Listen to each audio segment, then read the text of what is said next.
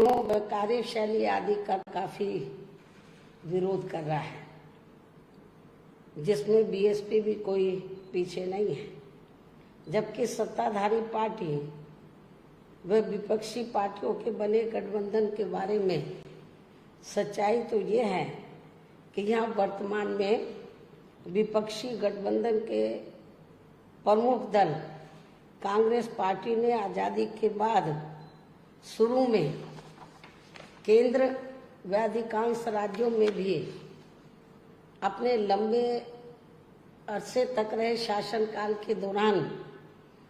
अपनी हीन व जातिवादी एवं पूंजीवादी मानसिकता को त्याग कर यदि देश व आम जनहित में तथा कमजोर वर्गों के हितों में भी पूरी ईमानदारी से कार्य किया, विपक्षी पार्टियों के बने गठबंधन के बारे में के हित व कल्याण के मामले में परम पूज्य बाबा साहब डॉक्टर भीमराव अंबेडकर की सलाह को भी मान लिया होता, तो फिर ना तो बाबा साहब को अपने कानूनी मंत्री पद से उस समय इस्तीफा देना पड़ता तथा ना ही आगे चलकर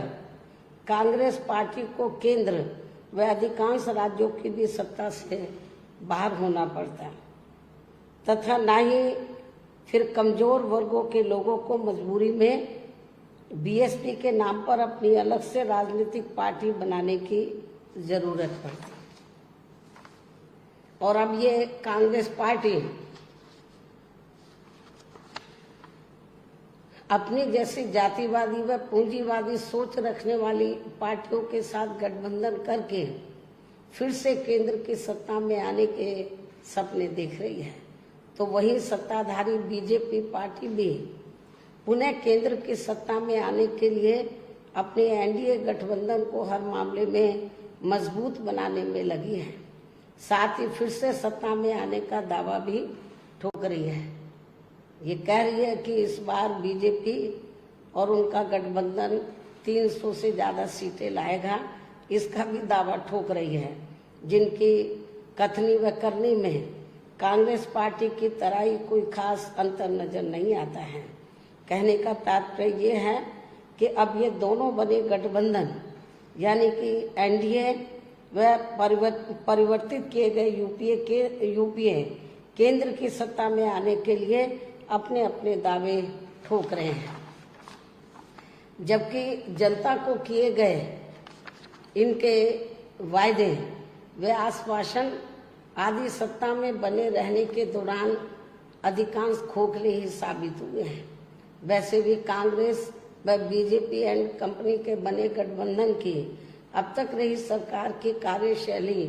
यही बताती है कि इनकी नीति, नियत व सोच सर्व समाज में से विशेषकर गरीबों, दलितों, आदिवासियों, पिछड़े वर्गों, मुस्लिम एवं अन्य धार्मिक अल्पसंख्यकों के प्रति लगभग एक जैसी ही रही है, क्योंकि इन्होंने सत्ता में रहकर शुरू से इन वर्गों के मामले में अधिकांश कागजी खाना पूर्ति ही की है तथा जमीनी हकीकत में इनके लिए कोई ठोस कार्य नहीं किए हैं। लेकिन जब ये लोग सत्ता से बाहर हो जाते हैं तो तब फिर वे अपने वोट की खातिर इनके हितों में काफी लंबी चौड़ी बातें करते हैं। जैसे कांग्रेस पार्टी का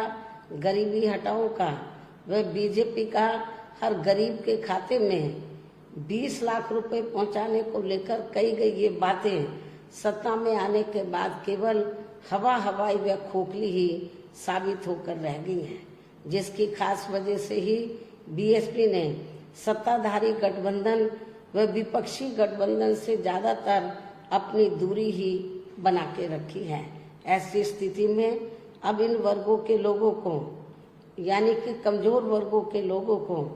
आपसी भाईचारे के आधार पर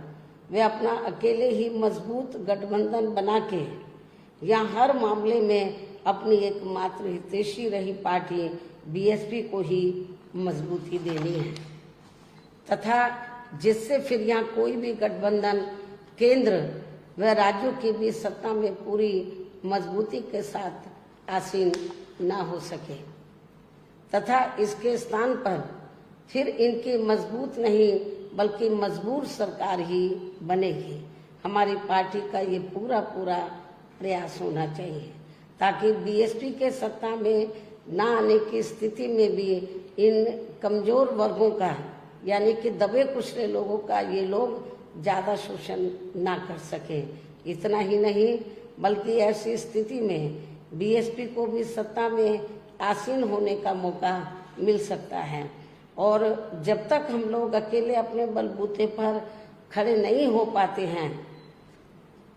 इसलिए इन सब बातों को ध्यान में रखकर अब बीएसपी को लोकसभा चुनाव में व इससे पहले राजस्थान, मध्य प्रदेश, छत्तीसगढ़ व तेलंगाना आदि राज्यों में होने वाले विधानसभा चुनाव में भी अकेले ही चुनाव लड़कर अपनी पार्टी का बेहतर रिजल्ट लाना होगा। लेकिन बीएसपी पंजाब, हरियाणा आदि इन राज्यों में वहाँ की रीजनल पार्टियों के साथ मिलकर जरूर चुनाव लड़ सकती है, बशर्ते अब वर्तमान में उनका एनडीए व परिवर्तित किए गए यूपीए से भी कोई संबंध नहीं होना चाहिए। इसके साथ ही पार्टी के लोगों को हर स्तर पर सत्ताधारी गठबंधन व विपक्षी गठबंधन के सभी साम दाम दंड भेद आदि हथकंडों से भी जरूर सावधान रहना है। इसके अलावा यहाँ मैं ये भी कहना चाहूंगी कि देश में लगातार बढ़ रही कमर तोड़ महंगाई, अति गरीबी व बेरोजगारी आदि की इन गंभीर समस्याओं के प्रति केंद्र के उत्तरदायित्व को लेकर कल से शुरू हो रहे संसद के मानसून सत्र में जवाबदेही का लोगों को काफी बेसब्री से इंतजार है। किंतु मणिपुर में जारी चिंतनीय हालात, हिंसा व सुरक्षा ही अब नया मुद्दा बन गया है। किंतु इन समस्याओं के प्रति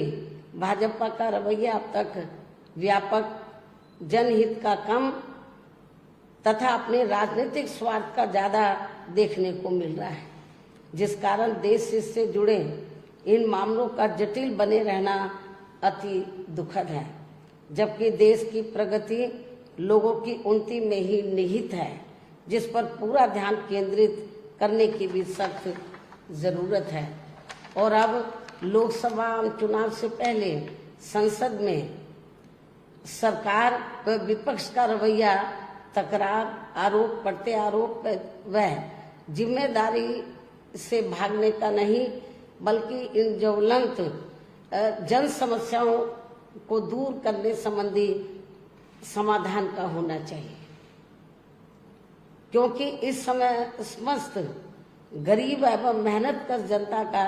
जीवन काफी दुखी व त्रस्त है, जिनकी सही से चिंता करना सभी का दायित्व भी